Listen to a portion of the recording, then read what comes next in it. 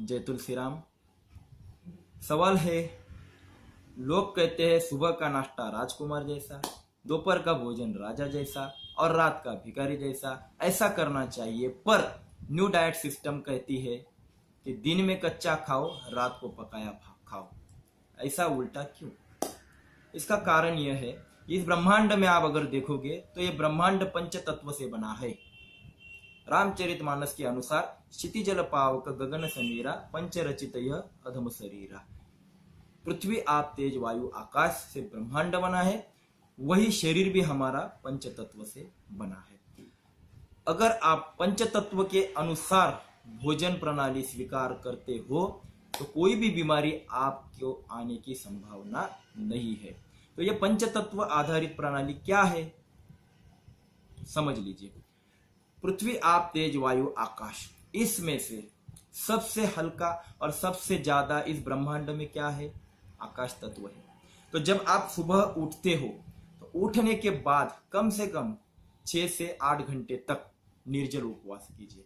कम से कम 12 बजे तक निर्जल उपवास कीजिए। इस 12 बजे तक के निर्जल उपवास में आपने पहला क्या दे दिया? तत्व, आकाश तत्व दे दिया। न खाना न पीना, कुछ भी नहीं लेना। सुबह का टाइमिंग क्लींजिंग का रहता है, उस वक्त जठराग्नि सफाई करती है, उस वक्त कुछ भी नहीं डालना। इसका मतलब पहला तत्व आपने ले लिया, आकाश तत्व।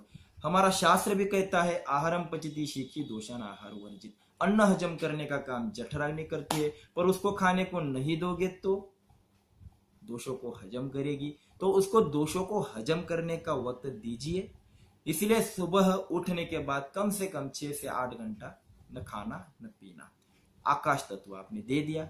अब देखो, कोई भी सिस्टम आप जब लोड करते हो तो हल्के से जड़ तक जाते हो, लाइट से हेवी तक जाते हो।